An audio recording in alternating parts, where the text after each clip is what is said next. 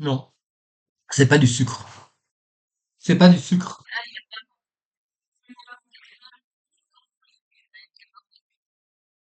Non, c'est pas du sucre. Hmm, alors,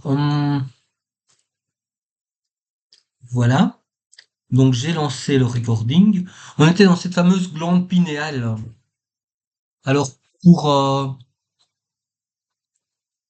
j'essaie de trouver des bons trucs. Bon, t'as des trucs très détaillés où tu peux voir tous les trucs du cerveau ici, mais c'est trop. Donc ça va pas. Puis tu peux tout, tu vas dire ça c'est quoi exactement, etc. Mais ça c'est trop avancé. Par contre, j'ai trouvé quelque chose de plus simple. Voilà, ici. Et ici, on peut voir que la glande pinéale, elle est ici. Là, pineal body. Voilà. Là, on a le cervelet, là, on a la matière grise. Et ici, au centre, on a le thalamus. Et l'hypothalamus, il est ici. Et l'hypophyse, l'hypophyse est ici, et l'hypothalamus, il est ici. Hypothalamus, hypophyse. Hein. Glande pinéale. Mais ça, on verra après, hein, le système nerveux. C'est déjà pour commencer à se familiariser, voir un petit peu ce qu'il y a dedans. Qu'est-ce qu'il y a sous le capot. Et ça, c'est bien qu'on commence à regarder ce qu'il y a dedans sous le capot. Et donc, dans la glande pinéale, on a des cellules comme ça. Ce sont des cellules très très spéciales parce qu'elles sont capables. Elles ont des éléments de photoréception, photoémission. C'est vraiment c'est des cellules qui sont organisées comme des antennes. C'est des cellules glandulaires.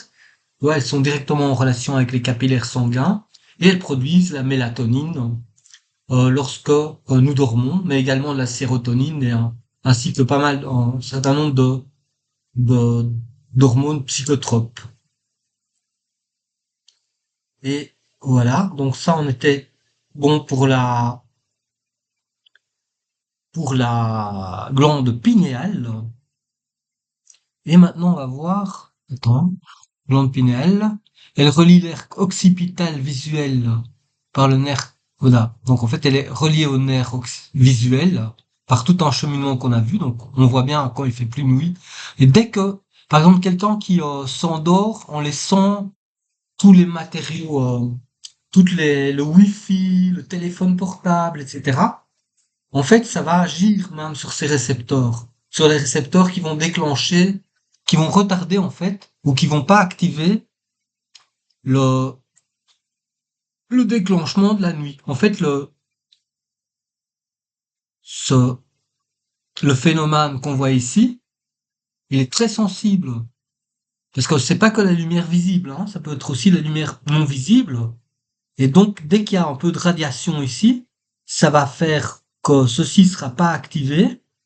Et donc, on va continuer à considérer qu'il fait jour. Il faut vraiment, pour que ceci soit bien activé, éteindre les, tout ce qui est Wi-Fi, antenne Wi-Fi, téléphone mobile, tu les mets en mode avion, tu les mets loin, il faut pas dormir avec.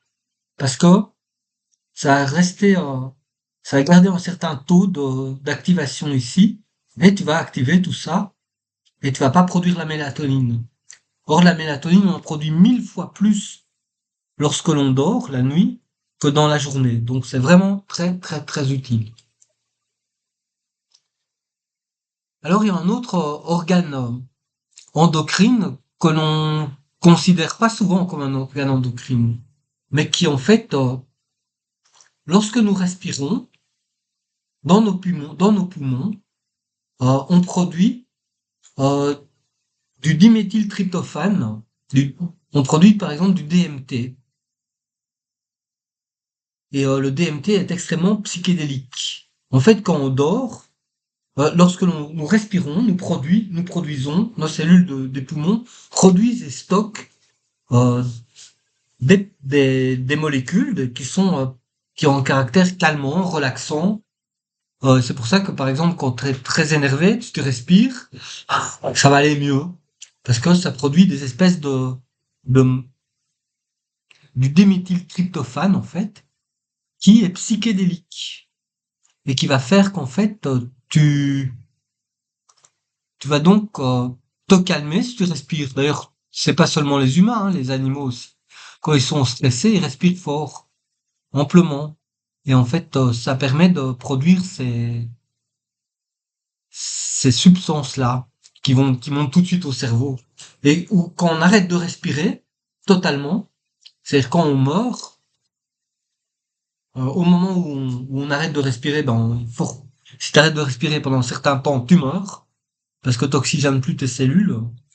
Et du coup, eh ben, au moment de la mort, en fait, il y a ce qu'on appelle le dernier souffle. C'est joyeux, hein. Et le dernier souffle, en fait, c'est quand tout le DMT qui a été stocké dans les poumons va être libéré d'un seul coup et va déclencher les effets de mort imminente, effet dernier souffle. Et donc, il y a plein de gens qui racontent qu'ils ont eu un effet de mort imminente, et en fait, c'est parce qu'ils ont arrêté de respirer, comme ça, ce malin, et ils ont été inondés par cette espèce de drogue psychédélique qui stockait toute ta vie dans tes poumons quand tu respires, et quand tu arrêtes de respirer, ça sort. C'est libéré. Ça, c'est l'effet de mort imminente. Mais sinon, l'effet breathwork, l'effet de rebirth, quand tu respires abondamment, en fait, et très amplement, comme ça, enfin, le fait de bien respirer, ça permet d'être en bonne santé psychique parce que ça libère de la DMT. Ça, c'est hyper important. Quelqu'un qui sait pas respirer, c'est quelqu'un qui va pas être en bonne santé psychique. Or, la plupart des gens dans les villes où on est sous stress respirent mal. Et s'ils respirent mal, ben ils produisent pas assez de ces DMT qui sont véritablement des relaxants. Euh,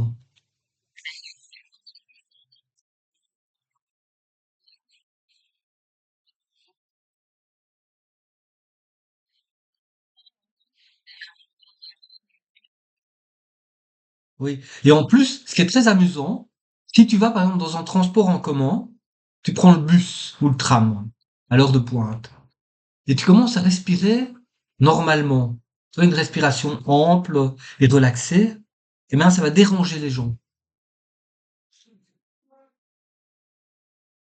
En fait, parce que les gens se mettent, on se met tous chacun au diapason les uns les autres. Et donc, si tu respires de manière très ample, comme ça, essaye quand t'es dans un bus ou dans un tram ou dans le métro, tu vas voir les gens aux alentours, ça va les perturber. Parce qu'en fait, c'est quelque chose, en fait, le travail respiratoire, tantrique, ou le rebirth, ça porte plusieurs noms, en fait, ça, c'est une pratique très ancienne de régulation respiratoire qui est souvent associée à la libération de DMT, de diméthyltryptamine, pardon. C'est ça. DMT, c'est de la drogue. Hein, c'est vraiment de la drogue psychédélique. La DMT est une substance psychédélique. On la fabrique nous-mêmes. C'est une drogue que nous fabriquons nous-mêmes. Il s'appelle comme ça. Je te la mets. Donc c'est une hormone en fait. Voilà.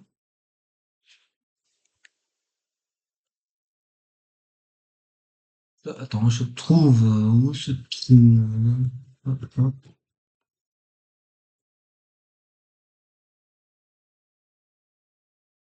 Ah, ça s'appelle aussi le DMT.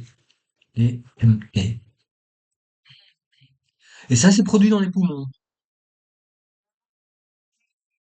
Alors, c'est un concurrent de tous les narcotrafiquants, mais c'est naturel. En fait, je comprends pas pourquoi se droguer quand on peut respirer, quoi. C'est vrai, hein. Et quelqu'un qui respire est très suspect de se droguer, en fait. C'est pour ça que donc, si quelqu'un qui respire bien se drogue, et c'est gratuit. Si tu vas dans les bois et tu vas te promener et que tu respires, tu te drogues. C'est psychédélique. Donc c'est le DMT, tu produis du DMT, qui est une substance psychédélique qui est présente naturellement dans certaines circonstances et également utilisée sous forme de drogue. C'est-à-dire qu'on peut aussi Tu peux aussi essayer de la produire et puis tu vends tes petits paquets de DMT. Je sais pas comment on fait, mais en tout cas, si tu respires, tu la produis naturellement. Alors que le travail respiratoire peut t'amener à des états de conscience modifiés, il reste incertain s'il active, donc il active aussi la libération de DMT dans le cerveau. On a deux endroits, ici et là. Et des recherches suggèrent que certaines techniques de breathwork pourraient activer la glande pinéale, responsable de la production de DMT. Mais ces affirmations, c'était tatata. Donc voilà. Et en fait, il y a une technique, je suppose que tu connais le rebirth. C'est une technique respiratoire euh, qui consiste à respirer de façon très ample et de façon continue et de plus en plus rapidement, avec appétit, avec enthousiasme. Et tu respires, et tu respires, et tu respires. À un certain moment, tu rentres en tétanie. Et ça commence à picoter partout. Tes membres deviennent piquants partout. Tes jambes piquent, tes bras piquent, tes mains piquent, tes poignets piquent, tout pique. Et il faut continuer à respirer avec calme et enthousiasme et amplement, de sommet du crâne jusqu'au périnée, en faisant joli 8 comme ça. Et si tu continues à respirer, à un certain moment, tu es rentré en tétanie, là. Tu ne pourras plus bouger comme ça. Et c'est pour ça qu'il faut le faire de façon que tu sois accompagné avec quelqu'un. Parce que, après, tu vas basculer comme ça dans une espèce de liquide, complètement dans un liquide, et en fait, tu te remémores, tes cellules se remémorisent, ton système nerveux se remémorise la mémoire intra-utérine. Et donc, tu commences à sentir que tu fais des mouvements comme ça, avec les jambes et tout, mais en réalité, tu es complètement couché. Mais physiquement, tu sens que tu fais comme ça, que tu as la chair ici, ça va dépendre de comment t'es né, hein. Que tu bois de les urines et tout ça, et ça va dépendre, hein. Il y a des gens qui vivent ça très très bien, il y a des gens qui vivent ça très dramatiquement.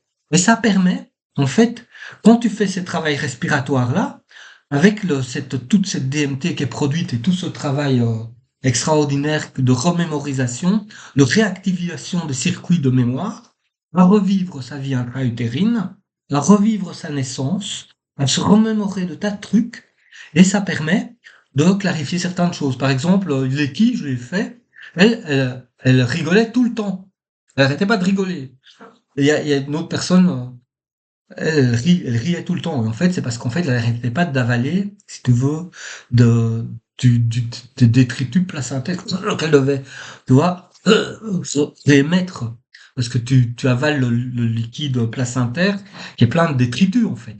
Mais, il y a d'autres personnes, il y a des gens qui ont été avec le cordon comme ça, doublement enroulé, qui sont nés, ça a mis des heures et alors évidemment, ça, ils se souviennent aussi de ça, et ça permet en fait de retravailler toute la psychologie, parce que notre psychologie, elle est entièrement construite sur, sur la vie intra-utérine. C'est-à-dire que si tu regardes le temps, la notion de temps, si tu considères que le temps biologique, c'est pas le temps, le même temps que le temps que la montre. Si tu dis, voilà, c'est la quantité d'énergie que tu dépenses par rapport à la quantité de transformation effectuée. Si tu considères ça comme étant le temps, c'est-à-dire le rapport, l'intensité de transformation par rapport à l'énergie fournie, eh bien, tu vas avoir le temps qui devient beaucoup plus long dans la période intra-utérine. Et si tu considères ce niveau de transformation de l'organisme comme étant le temps, à ce moment-là, tu t'aperçois que au niveau du développement biologique, eh bien, tu as 90%, 95%, c'est la vie intra-utérine et la naissance. Et le reste, c'est la vie terrestre. C'est-à-dire que tu allonges parce que ça t'a transformé beaucoup plus. Et quand tu vois comment la psychologie d'une personne se forme, eh bien, il y a une première, si tu regardes là, un événement, par exemple, il y a un oiseau qui passe, disons, dans la fenêtre derrière toi, ou un train qui passe. Eh bien, un événement, il va être analysé à 4 niveaux. Un niveau de calme absolu, c'est-à-dire on a un état mental qui correspond au calme absolu qui est l'état initial, c'est-à-dire que tout petit dans un immense placenta, et tu bagnes. Et tout va très bien. Et c'est un océan infini de bien-être. Ça, c'est le tout petit embryon. Quand il se développe, quand il commence à se développer, ça dure très longtemps. Et puis tout d'un coup, l'embryon, le fœtus devient un peu plus, euh, un peu plus volumineux et commence à avoir des contractions comme ça. Mais il y a aucun, t'as des contractions, donc ça, voilà, t'es là, ça va bien, puis tout d'un coup, ah, ça va pas. Et puis de nouveau, ça va bien, et puis de nouveau, ça va pas. Et puis de nouveau, ça va bien. Et ça, c'est la vie de tous les jours. C'est le niveau mental. Bon, ça va bien, mais parfois ça va pas. On sait pas pourquoi. Shit happens, ça va pas. Et donc, c'est le niveau bêta normal de l'état psychologique des gens. C'est que bon, ben, on essaye que ça aille bien la plupart du temps. Parfois, il y a des emmerdes et puis on y va. Et puis, tu as le troisième niveau. Le fœtus devient de plus en plus grand. Les contractions deviennent de plus en plus importantes. Le liquide placentaire est de plus en plus dégoûtant parce que tu as fait caca, parce que tu as fait pipi, parce qu'il y a des déchets. Tu les avales, tu les dégueules, tu les vomis. T'as du sang. Enfin, c'est tout ça en tête. Tu vois, tout ça, tu sens, tout ça, ton odorat, tu écoutes tout des tas de bruits. Et t'es dans un environnement extrêmement agressif, si tu veux. Parce que c'est pas confortable. T'as des contractions, ça fait mal, et tout d'un coup, c'est ça que c'est intéressant. Ça fait très mal, et puis tout d'un coup, tu passes le col de l'utérus, et ça fait du bien. C'est comme si t'étais en, tu vois, c'est cet effet de passer là. Tout d'un coup, c'est, ah. Et puis tu retournes, et ah. Et c'est en effet, c'est un troisième état mental qui correspond à un état psychologique de surexcitation ou de créativité. Voilà. C'est un état mental qu'on appelle scatologique, qui correspond à l'état mental, à l'état psychologique des gens qui sont créatifs, des gens qui sont en effervescence, qui sont toujours en train d'inventer quelque chose de nouveau, parce qu'ils sont... C'est le troisième état. C'est l'étape avant la naissance. Et ça, c'est les gens qui ont ce tempérament-là, c'est des créatifs en général. Parce qu'ils sont toujours dans la difficulté, puis dans l'orgasme, et puis dans la difficulté, puis dans l'orgasme, etc. Et puis, il y a la naissance. Et la naissance, ça va dépendre, c'est les premières respirations, donc c'est un énorme choc psychologique qui va conditionner, en fait, tout ce qui est, bah déjà, les poumons commencent à respirer, donc c'est pour ça que j'en parle. Tu respires la première fois, donc tu as produit ta première dose de DMT, déjà. Et en plus, ça va dépendre si tu as un cordon qui est enroulé, ou si tu en as 3 tours, ou si tu respires pas du tout. Ou si on t'a fait une césarienne et puis après c'est, ah ouais. Et en fait, il y a beaucoup de gens maintenant qui naissent en césarienne, mais c'est des enfants il y a rien qui les étonne dans la vie. Parce que il n'y a pas de réaction par rapport à l'inconnu.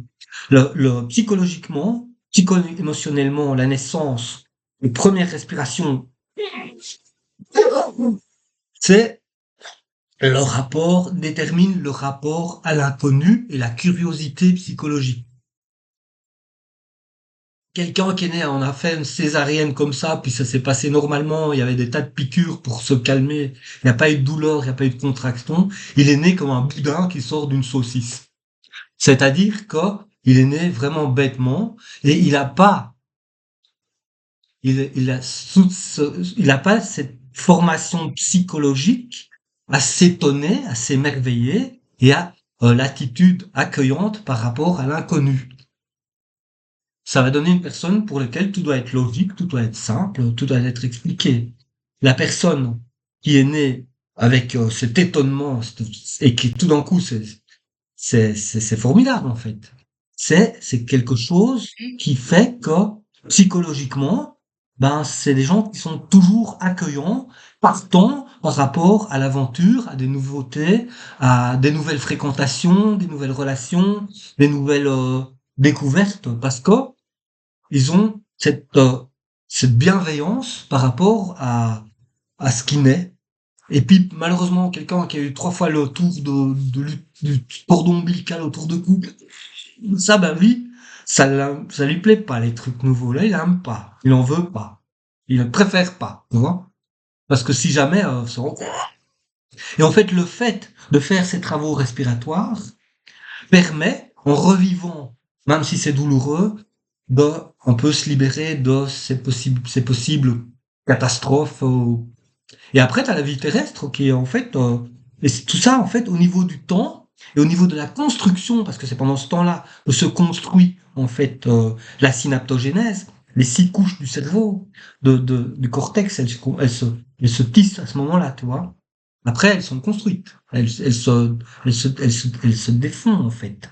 Hein, la toile se raffine, se défait, mais toutes les cellules nerveuses sont présentes à la naissance. C'est un peu comme les zoogonies, si tu veux. Donc en fait, c'est pour ça que c'est vraiment intéressant de, de se droguer en respirant. Voilà. Donc je crois que la petite digression sur la respiration et la drogue est bonne. Et on continue et on va passer à Mais une petite question de savoir qu'est-ce qui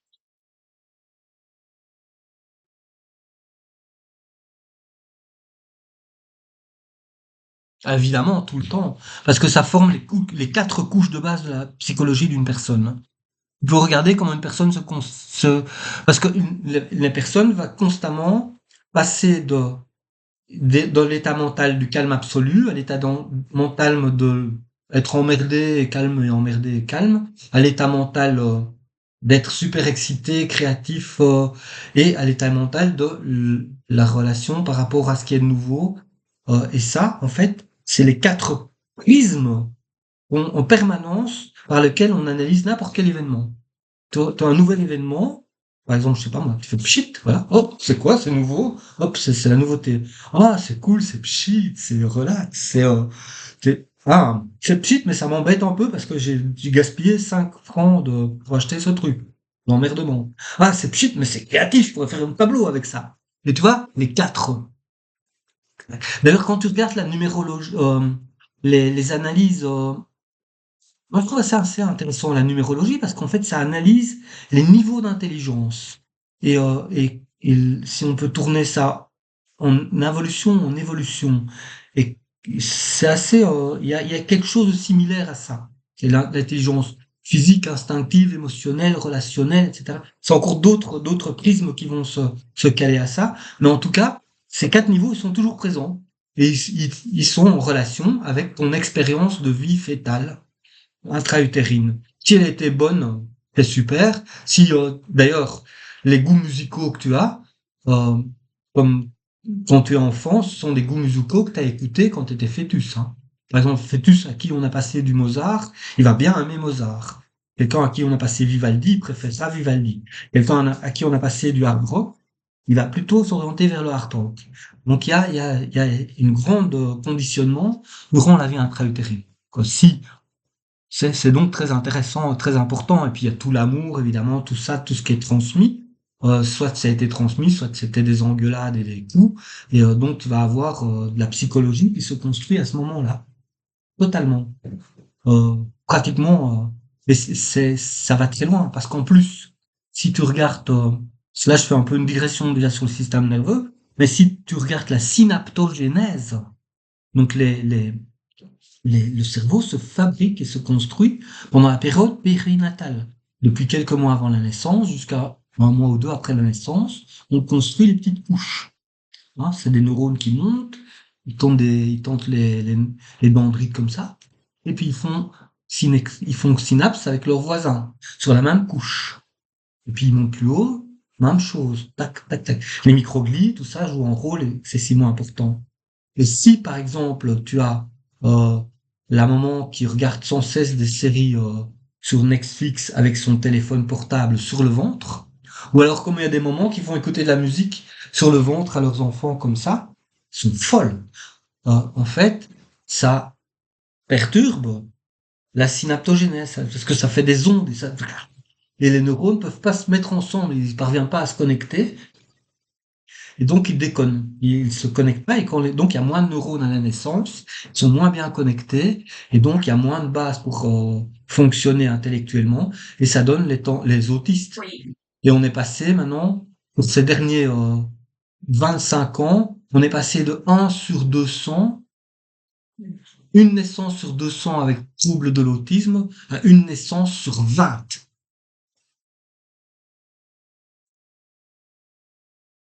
Donc il y a une personne sur 20 qui naît maintenant dans les zones qui sont très technologiques, qui devient autiste. On va dans une humanité où un enfant sur 20 ou 25, ça dépend. En Suisse, c'est 1 sur 30 maintenant. Aux États-Unis, en Californie, c'est 1 sur 22. La tendance continue. C'est entièrement lié à ça. C'est parce que ça pète les canaux voltage dépendants, dont on parlait tout à l'heure, qui sont nécessaires pour faire la synaptogénèse. La synaptogénèse, c'est la formation des synapses entre les neurones qui montent, ils doivent se mettre sur le côté. Donc en fait, on va avoir maintenant une humanité de débiles, enfin de gens, non pas de débiles, je veux dire, de gens qui n'ont pas les capacités intellectuelles. Heureusement, on a l'intelligence artificielle pour, euh, pour les complémenter. Ils vont devoir avoir des implants, parce que 1 sur 20, c'est beaucoup, hein, et puis ça risque d'être encore plus, seront des débiles, au fond. Je veux dire, je suis toute ma sympathie pour les autistes, mais ils ont moins de neurones qui sont formés à la naissance.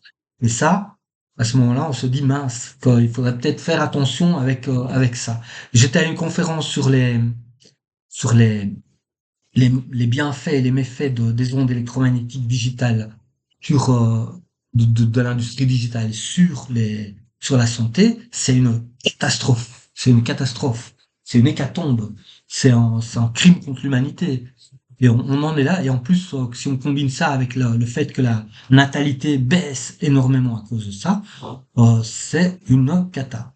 Enfin bref, là je fais une digression. Je reviens aux hormones parce que j'ai pas fini. On a euh, Qu'est-ce qu'on a encore comme hormones? Bah oui. Alors, le thymus et la prostate, je les ai vus dans certains ouvrages comme glande endocrine. Je trouve que ça se justifie pas. Le thymus, il secrète des trucs qui agissent localement. Donc, en fait, ça, la prostate et le thymus, euh, je vais mettre un point d'interrogation parce que moi, je suis pas d'accord. Je vois pas. On va les enlever, d'ailleurs. On va les enlever. Alors, la prostate, c'est très intéressant parce que, bon, le thymus, il agit sur la maturation des lymphocytes T. C'est donc pas un effet à distance, à longue distance, c'est un effet à courte distance. Donc, moi, je dirais le thymus, je ne vois pas pourquoi on l'a inclus dans le système. Je l'enlève. La prostate, j'ai mis un point d'interrogation. Et un point d'interrogation parce que, en fait, la prostate sécrète essentiellement le liquide séminal, hein, donc pour l'éjaculation, mais elle intervient par le biais elle produit des prostaglandines qui sont extrêmement importantes. Par exemple, les prostaglandines euh, ça permet au développement de l'utérus, ça permet au développement de relaxation musculaire. C'est psychologiquement, ça a des tas de rôles, la prostaglandine. Et en fait, elle intervient dans une seconde. J'avais pris des notes.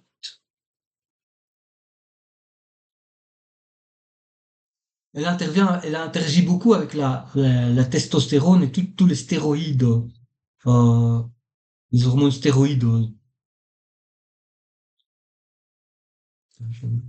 Bon, ouais. Donc, elle a un petit rôle dans l'activation de la production de la testostérone.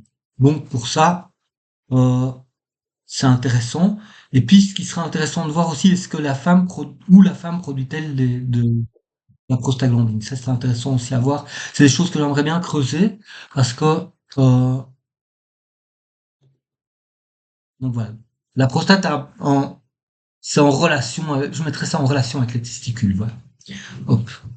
Et les ovaires, bien entendu, les testicules, ça on est bien d'accord, puisque on a vu que la LH et la FSH, je remets le truc ici. Donc on était dans le système génital masculin. Hein, on est bien d'accord. Je te remets simplement ce schéma-là.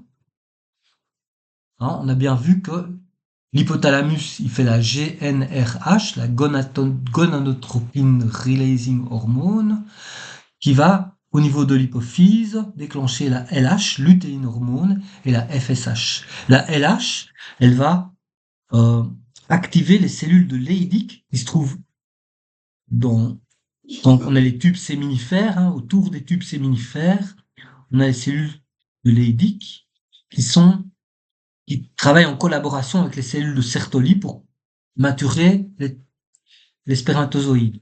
Et la testostérone est produite ici. Donc, c'est une transformation du cholestérol. Donc, le cholestérol, c'est très bon. Hein, il faut pas hésiter à manger du cholestérol, c'est très bon. Parce que on en a besoin pour faire des testostérones, de la testostérone. Hein. La LH va, maintenant, si on en a trop, il faut faire gaffe, on est d'accord, mais c'est un condiment bien nécessaire. Et testostérone a plein d'effets.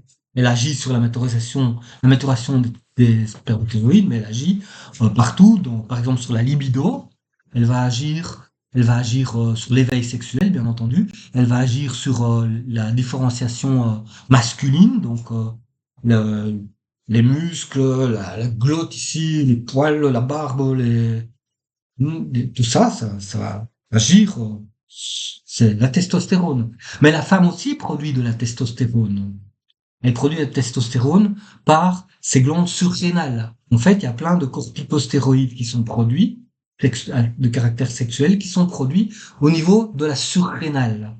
Donc ça nous ramène à la surrénale. On est toujours dans l'endocrinologie.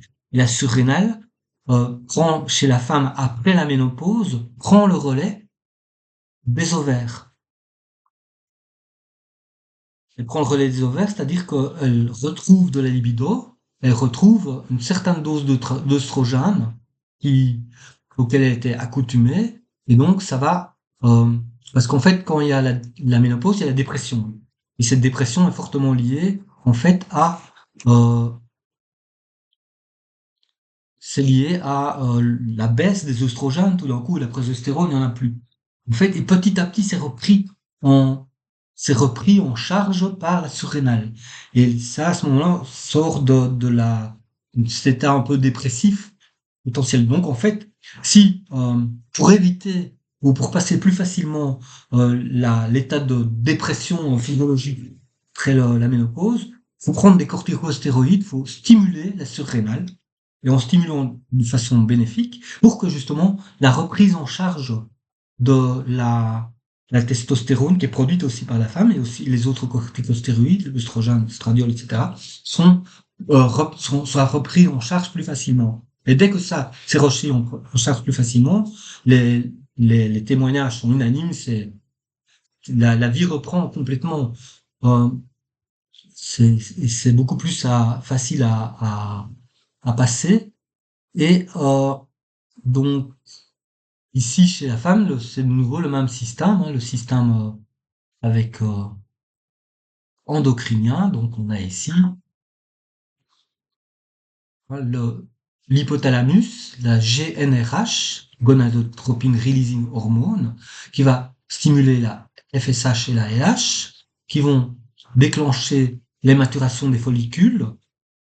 Voilà, mais en même temps que se développent les follicules, ben, ils vont commencer à produire avec leur tech interne des oestrogènes.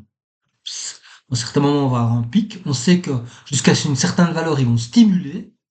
Donc c'est pour ça que le LH va être stimulé. Et à bout d'une certaine dose, ça va décroître, ça va inhiber. Et donc ça va inhiber et ça va redescendre. Et en même temps que en préovulation, le corps jaune commence à produire la progestérone ici, qui va servir à continuer à amplifier la formation de l'endomètre utérin. Et en même temps, s'il n'y a pas fécondation, il y aura plus de progestérone et l'endomètre va se décomposer et ce sera les règles. Voilà. Donc on est dans le système endocrinien. Tu vois qu'on fait toujours la même chose. En fait. On revient au même truc, on les voit d'un autre angle. Alors, il y a une dimension que j'affectionne particulièrement, c'est que on parle toujours, la psychologie ne tient pas assez en fait les hormones. Et or, c'est essentiel parce que là, on voit tout de suite qu'une personne qui a une femme qui est dans son cycle, elle aura pas la même psychologie où elle est en pic de LH donc les hormones influent énormément sur la psychologie. Par exemple, quand quand on a quelqu'un qui est humilié ou agressé, ça va agir sur sa gorge, il va avoir la gorge rétrécie, hein. Et il va avoir du mal à parler, à respirer. Et, euh, et donc la thyroïde va produire, il va être entré en hypothyroïdie.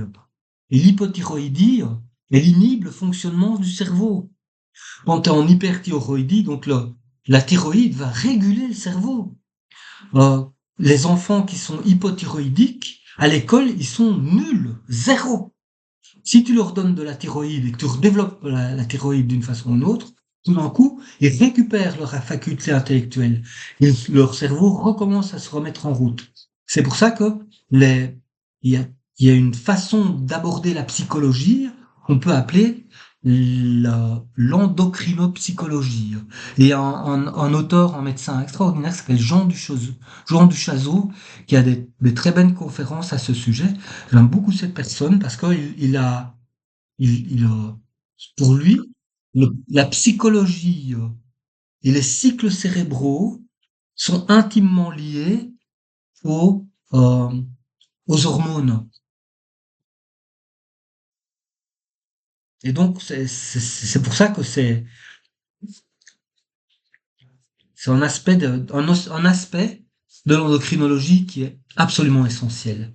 C'est que oui, la psychologie peut jouer sur les hormones, mais c'est surtout les hormones qui vont conditionner la fenêtre de fonctionnement de la psychologie.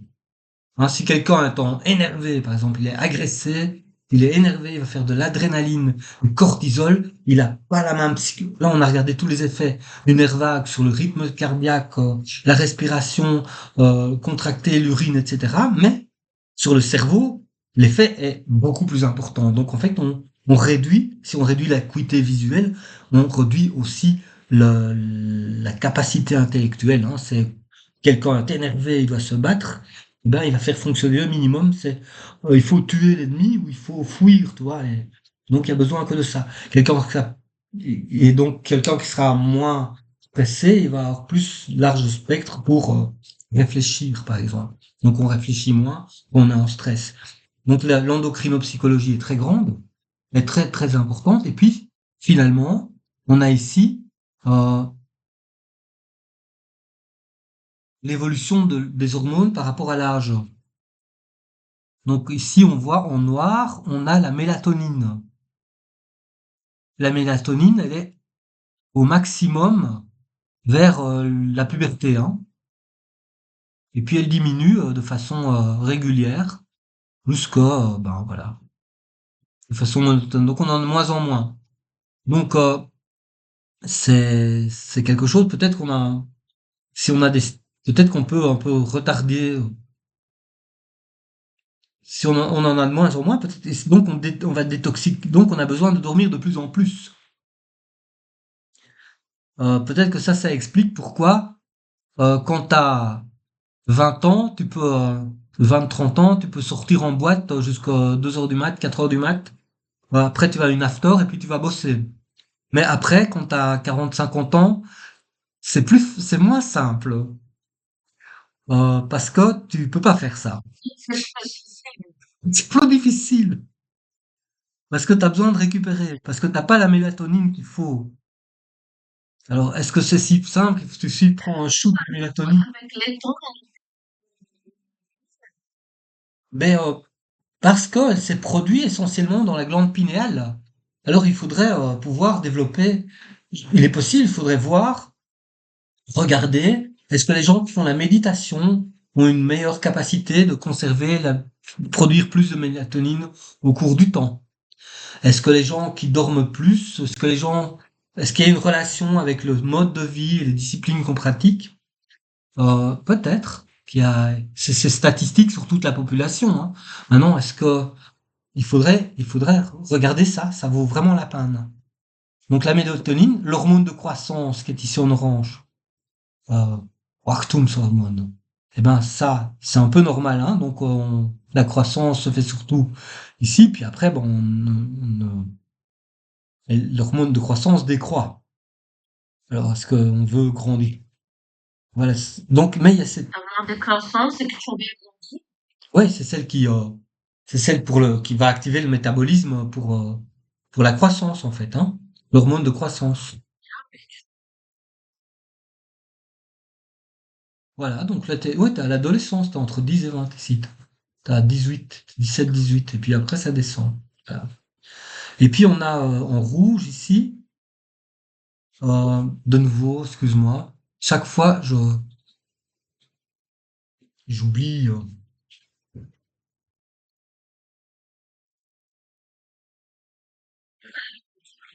Ouais, ouais, je fais le recording.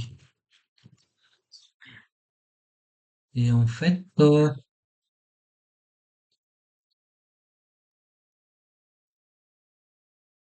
chaque fois je l'oublie, j'ai trop de mémoire.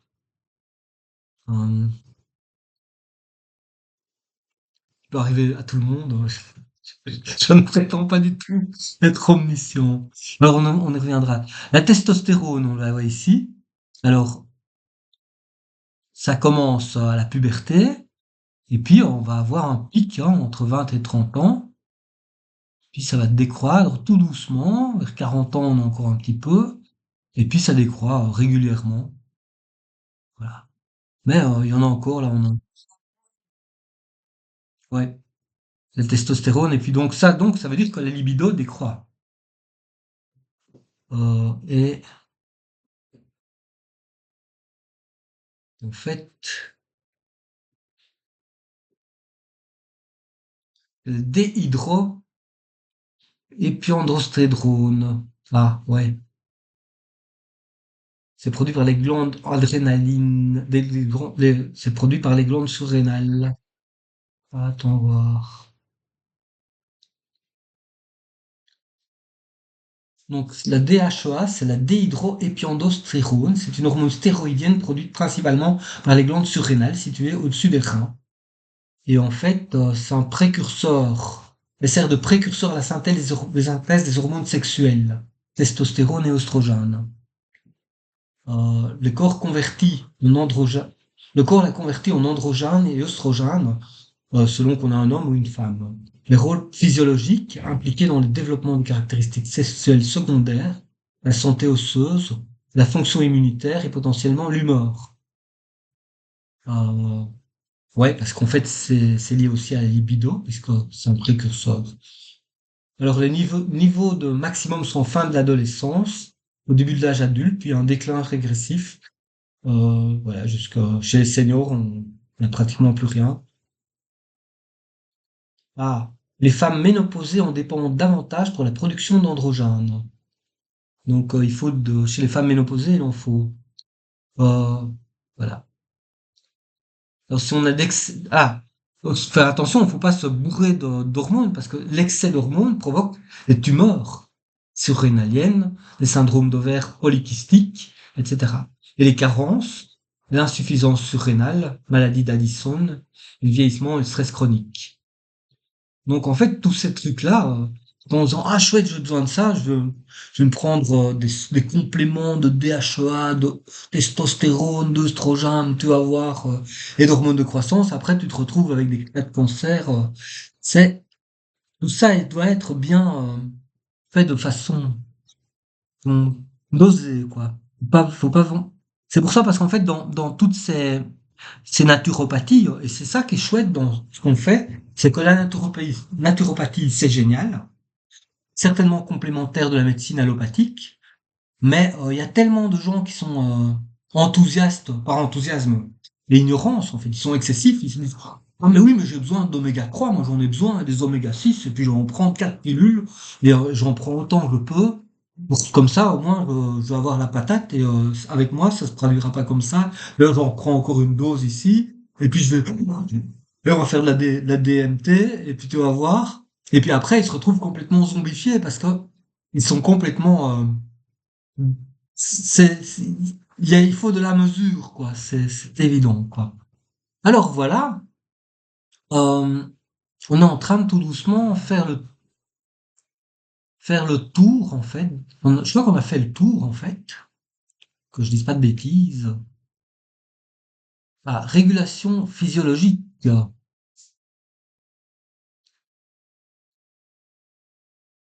Mhm.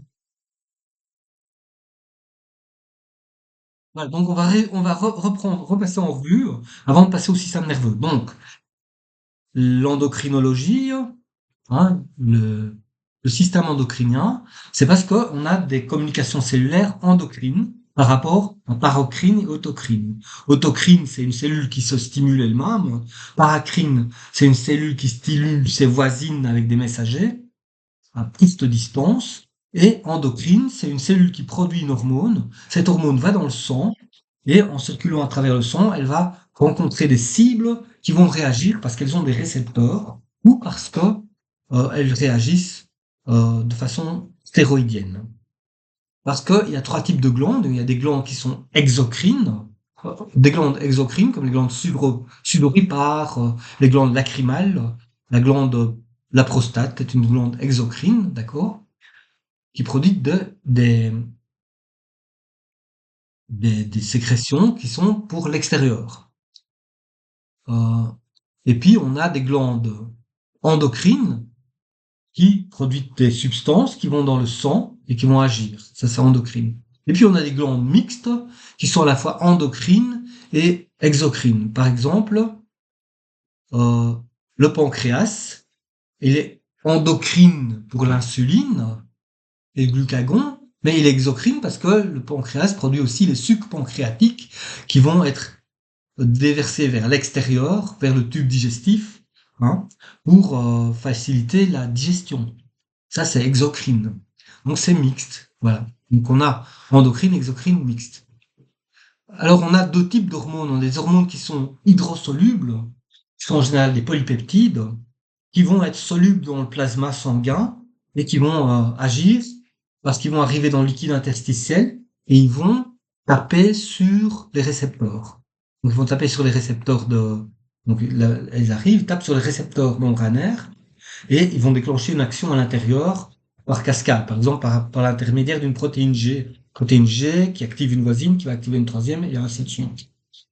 Ça, c'est un type. L'autre type, c'est les glandes, ce sont des hormones stéroïdes.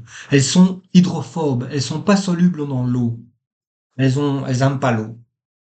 Mais par contre, elles aiment bien la graisse.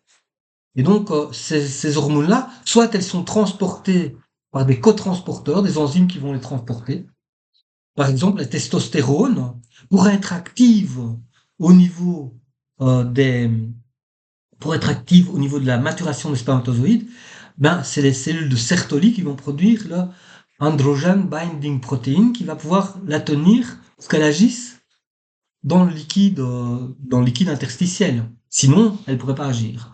Mais la plupart des hormones stéroïdes, elles traversent la membrane parce qu'elles sont hydrophobes.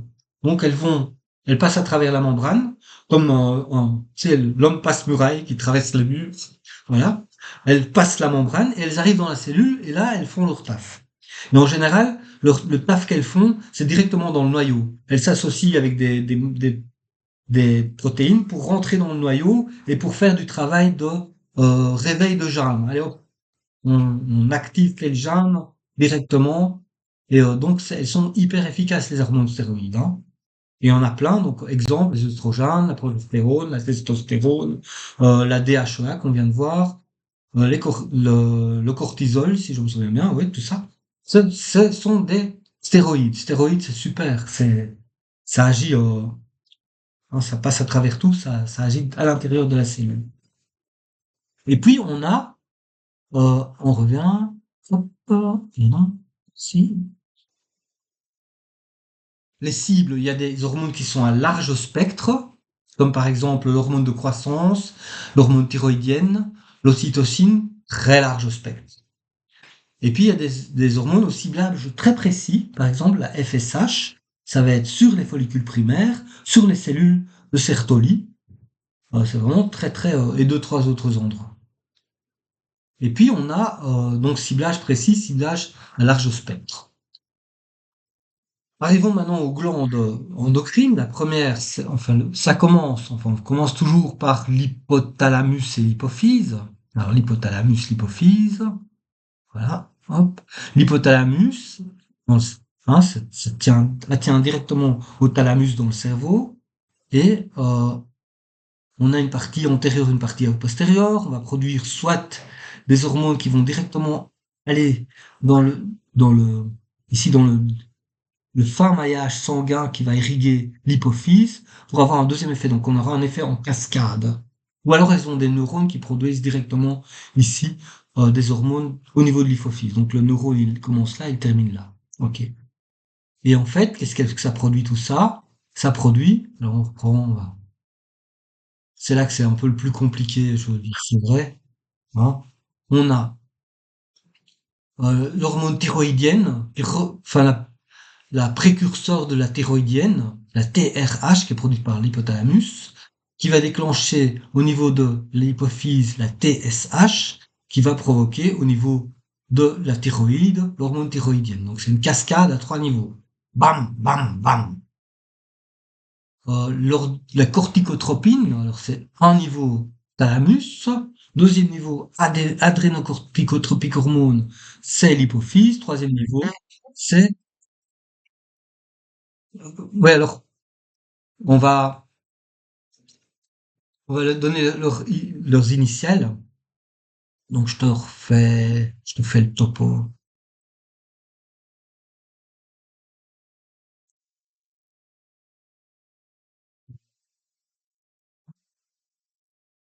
Donc le premier niveau, hypothalamus. Adé, A, c'est cortico, la corticotropine releasing hormone. Ça veut dire c'est le premier niveau. Ah, il y a un stress. C'est très lié au système vague, hein, système autonome. Au niveau de thalamus, hypothalamus, j'ai vu un ours, il faut faire quelque chose. Enfin, si t'as vu un ours, surtout, il faut rien faire, en fait. Mais j'ai vu un plus petit animal, disons un chien. J'ai vu un chien, il faut que je fouille ou que je réagisse. Un petit chien qui mord pas. Il a pas le dent. Et donc, je dois faire quelque chose. Donc, premier, l'hypothalamus. Deuxième, l'hypophyse. La corticotropine stimulating hormone. Corticotropine releasing hormone. Corticotropine stimulating hormone. Dans les reins, l'adrénaline. L'adrénaline, cortisol, adrénaline. Ah, là, soit, ça va dépendre de ce que j'ai choisi, soit je fais peur au chien. Je rends plus fort que toi, et on va commencer à jouer. Soit je décampe, putain, un chien, un petit caniche, j'ai horreur des caniches, je file. Et, et donc, c'est tac, tac, tac. C'est d'abord, ça s'appelle d'ailleurs l'axe hypothalamo-hypophyso-adrénalien. C'est le tronc du stress. Donc c'est une cascade. Pourquoi on fait des cascades? On fait des cascades parce qu'on peut toujours réguler. Parce que ça éclabousse toujours au-dessus. L'étape d'en dessous régule celle du dessus. Et donc, aussi, on peut faire des petites doses, qui enclenchent des plus grandes doses, qui enclenchent des très grandes doses. En plus, ça revient au cerveau. Et donc, on est en stress, là. C'est pour ça, on a le cœur qui bat plus vite, on respire plus vite, on arrête la digestion, on arrête l'activité sexuelle, on arrête tous ces trucs-là. Et on réagit. On réagit. On a les pupilles, ils ont bien écarquillé. Évidemment, on trouve une solution. Ah, ça, c'est cet axe-là. On a ensuite l'axe, voilà, l'hormone de croissance. Ici, c'est la partie antérieure. Elle va, au niveau de l'hypothalamus, être déclenchée. Voilà. Les stimuli, ça peut être Ben voilà, il y a du glucose bas, on a fait en jambes par exemple, on a peu d'acides gras, on a fait de l'exercice physique, un petit peu de stress, voilà, de stimuli, ok. Ça va déclencher l'hormone de croissance ici, au niveau de l'hypophyse antérieure, et ça va déclencher, euh, alors ben il faut qu'on libère des sucres, hein. En fait, ça va déclencher la croissance osseuse, ça va déclencher la croissance musculaire, ça va déclencher la formation d'un facteur qu'on appelle IGF dans le foie, qui lui va amplifier cette réaction-là, et notamment va amplifier la libération, la lipolyse, hein, dissoudre les grecs les graisses, pas les grecs, les graisses pour fournir plus de sucre parce qu'on en a besoin pour faire la croissance. Hein, et donc ça va agir au niveau du système nerveux, du système cardiovasculaire, du système digestif, système immunitaire, système musculaire, système squelettique. Donc l'hormone de croissance à large spectre. Alors celle-là, évidemment, qu'on aime beaucoup, c'est l'ocytocine, qui est une hormone qui, il suffit de l'ocytocine, il suffit que de faire un don, de la douceur, des mots tendres, l'amour, une relation harmonieuse, une ambiance chaleureuse, de l'eau chaude, de l'écoute, le regard bienveillant, le contact physique, les caresses, les massages, l'exercice physique. Ça, c'est l'ocytocine ça, c'est ce qui provoque l'ocytocine. Ce sont toutes des sources d'ocytocine. Donc, et l'ocytocine, c'est très bon. Donc, il faut pas aller au marchand de médicaments pour avoir de l'ocytocine. Il faut faire tout ça. Et plus tu fais ça, plus tu auras de l'ocytocine.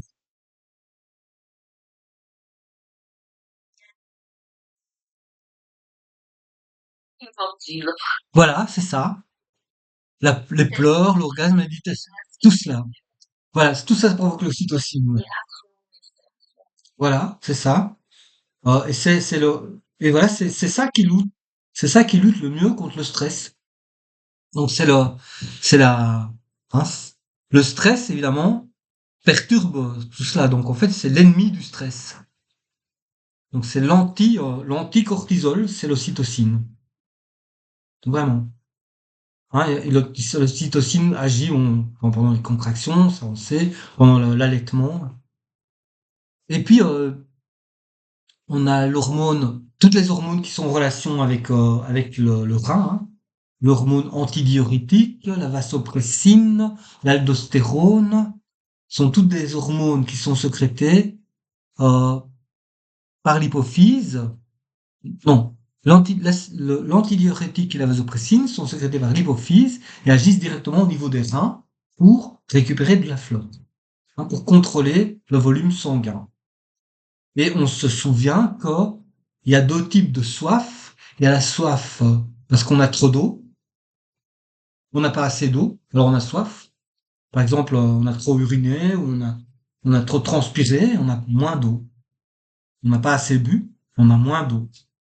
Et donc c'est une soif qu'on appelle la voliométrie, volumétrique, du volume. Et puis une autre soif volométrique. Bon, c'est la soif qui est volométrique, volo. Et puis la deuxième soif, c'est une soif qui dépend d'autres récepteurs. C'est aussi déclenché par l'hypothalamus. C'est une soif si t'as mangé trop, t'as mangé des chips ou des trucs salés. Et à ce moment-là, si t'as mangé des trucs salés, tu vas avoir soif parce que t'as plus de sel dans le plasma. Et donc, tu deviens hypertonique. Et donc, tu as besoin d'eau. Tu as besoin de plus d'eau. Et donc, ça a une soif c'est, c'est la soif osmotique, en fait.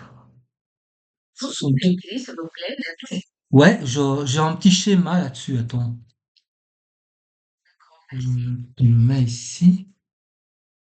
Soif.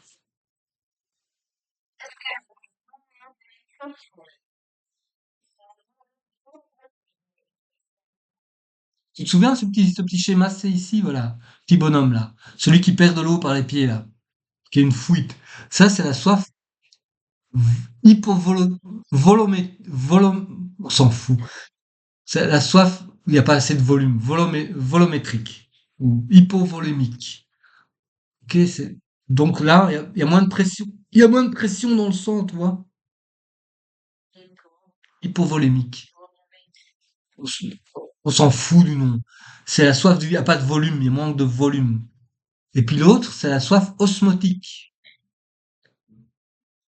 C'est-à-dire que os- osmotique. Pourquoi? Parce que t'as trop de sel dans le, t'as trop de sel. T'as trop de sel, par exemple, typiquement, si tu manges beaucoup de chips, hein, tu regardes la télé et tu achètes un gros paquet de chips et tu manges des chips. Ben, forcément, après, tu vas avoir envie de boire.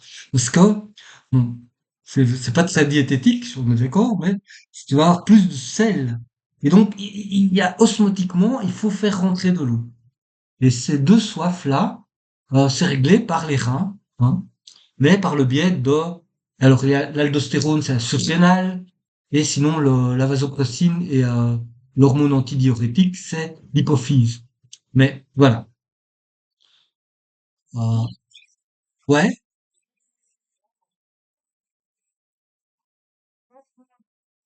oui,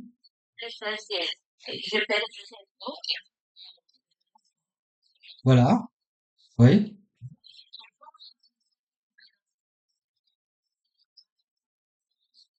Non, la récupération de cette eau se fait par, hop, je reviens ici, voilà. Osmotique, c'est si tu prends des chips ou du sel, tu vois. Parce que regarde, tu vois ici, si j'ai pas assez de volume dans le sang, pas assez de volume d'eau dans le sang, eh bien, il y a l'aldostérone ici, qui est produit par la surrénale, qui va faire qu'on va fabriquer de la aquaporine et on va repomper l'eau. Donc, on va augmenter l'eau. Euh, l'hormone antidiurétique, l'ADH, pareil. Elle va agir sur d'autres types de cellules, mais qui vont faire que des vésicules bourrées d'aquaporine vont venir fusionner avec la cellule. Donc, ces vésicules-là vont venir se coller dans la cellule et hop, on va faire rentrer de l'eau massivement. Et puis, on a la vasopressine qui, euh, qui agit au niveau de... Euh, tac, tac, elle agit pas au niveau du rein, la vasopressine, elle agit au niveau de la contraction euh, des vaisseaux sanguins. On va contracter les vaisseaux sanguins. Mais donc ici, on a ici que ce soit ça peut être déclenché par voilà l'osmolalité a descendu, on a l'hormone antidiurétique. Là, trop de volume, aldostérone, osmolalité, antidiurétique. Voilà. Et elles ont le même effet, tu vois. ADH, elle va activer l'aquaporine. L'aldostérone, elle va stimuler la formation d'aquaporine. Et on a encore l'ADH ici qui permet de récupérer l'eau ici. C'est au niveau du rein, hein. Donc le rein, on sait qu'il est vraiment très important au niveau de... Enfin, tout quoi. C'est vraiment l'organe vital par excellence. Et on termine, qu'on avait vu ça. Hum, la thyroïde, donc est stimulée par, en cascade depuis l'hypothalamus, l'hypophyse, hein. La TRH, puis la TSH, puis la thyroïde. Il y a le fait que T3 ou T4 s'il est iodé, donc on prend de l'iode pour passer à la T3 depuis la T4, et elle agit à plein de niveaux. Elle agit au niveau euh, des, elle renforce les neurones, elle renforce l'activité du foie, elle, euh, elle libère les graisses, elle fait la lipolyse depuis euh, la cellule grasse, elle accélère la fréquence de respiratoire, elle accélère la fréquence cardiaque. Donc c'est une hormone d'activation, hein, la thyroïde quand on est hyperactif. Voilà. Donc l'effet global de la thyroïde, c'est un taux métabolique plus élevé soutenu par la libération accrue des molécules de combustible emmagasinées ainsi que par rapport à plus d'oxygène. Donc c'est voilà. Ok. Alors quand on n'a pas, donc c'est très lié à l'hyperthyroïdie, l'hypothyroïdie. Si quelqu'un est constamment frustré et triste, eh ben il va avoir une petite thyroïde de rien du tout. Si quelqu'un est joyeux, chante, s'exprime, est reconnu pour ce qu'il s'exprime et sourit et a sa gorge déployée, il va avoir une bonne thyroïde qui va produire bien, il va être en phase. Si quelqu'un est en hyperthyroïdique, ça va être en bully, hein, il va donner des coups de poing à ses camarades, il va, et puis il y a aussi la parathyroïde, c'est-à-dire ce sont des cellules qui sont derrière, tu vois, la thyroïde ici. Et eux, ils s'occupent de régler le calcium. Les glandes parathyroïdes, tu vois, c'est tout petit amas cellulaire ici. Et en fait, on se souvient que si on est en hypocalcémie, là, si on est en hypercalcémie, si on est en hypocalcémie, on va sécréter l'hormone parathyroïdienne qui va aller au niveau des reins et qui va dire repompez-moi plus de calcium. Et après, on va augmenter le niveau de calcium. À certains moments, si on est en hypercalcémie, eh bien, il y a d'autres cellules de la parathyroïde qui vont dire, oh, il faut sécréter de la calcitonine, et la calcitonine, elle va avoir l'effet inverse. Et on n'a pas besoin de tout ce calcium, voilà. Hein. On en libère. Mais c'est pas seulement au niveau des reins, hein. Si on n'a pas assez de calcium, on va le chercher partout où on peut. On va donner l'instruction aux,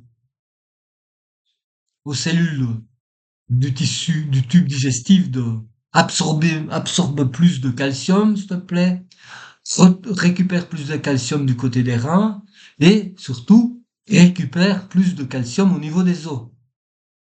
Hein, c'est-à-dire que les os se forment et se déforment en permanence. Et donc on a des, des cellules osseuses qu'on appelle des ostéoclastes qui détruisent l'os, et des, des cellules osseuses qu'on appelle des ostéoblastes qui reconstruisent l'os. Et si les ostéoclastes travaillent plus, ils vont libérer du calcium et du phosphate. Donc ça, c'est aussi un effet de cette fameuse calcitonine et de dire t'as pas assez de calcium, euh, de la parathyroïde, ok. T'as pas assez de calcium, on va en chercher chez les os, on va demander d'en digérer plus. Voilà. Et puis, on est donc au niveau maintenant de la surrénale, hein, la surrénale, avec le cortisol. Donc, on a vu tous les effets délétères sur l'immunité, sur la santé mentale et sur la santé en général. On a vu l'aldostérone. Ça, c'est en relation avec la soif, avec la soif. Mais l'aldostérone se trouve aussi au centre de la régulation de la vasoconstriction, vasodilatation. Ça, c'est essentiel parce que quelqu'un qui est en permanence hyper tendu, c'est quelqu'un qui présente des risques de maladies chroniques. Et on voit que le rein se trouve absolument au centre, hein, puisqu'on a la rénine, ici on a l'aldostérone qui va agir sur le rein, on a ce couple angiotensine 1, angiotensine 2, et on sait que ça c'est relié étroitement aux injections qui ont été faites de protéines spike. C'est la raison pour laquelle les gens meurent sur le stade, à peu près 1000 fois plus qu'avant, euh, parce que 70% de la population terrestre a été inoculée avec ces horribles préparations.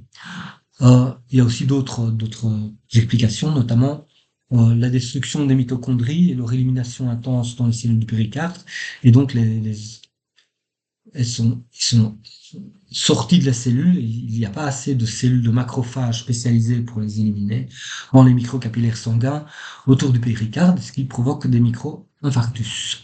Euh, la médullaire qui provoque l'épinéphrine et la norépinéphrine. On reviendra parce qu'on va voir après, on va voir le système nerveux. Donc on va de nouveau retomber sur le, sur la, sur la surrénale. Le rein, on l'a vu abondamment. Le pancréas, on l'a vu avec l'hypoglycémie, l'hyperglycémie, l'insuline et le glucagon. Et puis, on a vu la glande pinéale avec la mélatonine. Et puis, on a vu les poumons avec la DMT. On a vu les ovaires, les testicules qu'on a déjà vu avant. Et puis, on a parlé d'endocrinopsychologie, de l'évolution des hormones avec l'âge. Et je crois que là, on a fait le tour des hormones. Et on se voit lundi. C'est ça, demain? Mañana? Voilà, donc je termine.